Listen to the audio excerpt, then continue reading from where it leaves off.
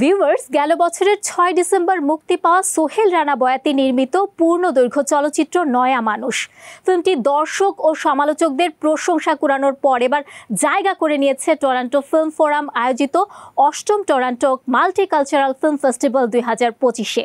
So viewers, এবার দেখে নেব আজকের শোবিজ লিড স্টোরি। আমার জীবনটা এখন কুচরি পারা হতো, ঠেলা দিয়ে সরাই দিবেন,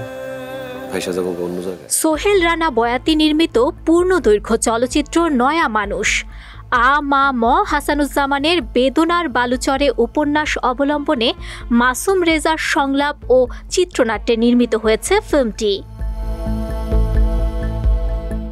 নতুন খবর হলো, ছবিটি এবার জায়গা করে নিয়েছে টরন্টো ফিল্ম ফোরাম আয়োজিত ৮ম টরন্টো মাল্টিকালচারাল ফিল্ম ফেস্টিভ্যাল ২০২৫-এ।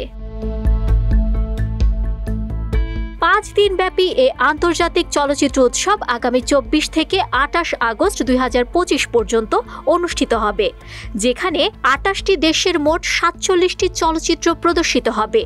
এর মধ্যে নয়া মানুষ প্রদর্শিত হবে ২৫ আগস্ট স্থানীয় সময় রাত ৮টায়।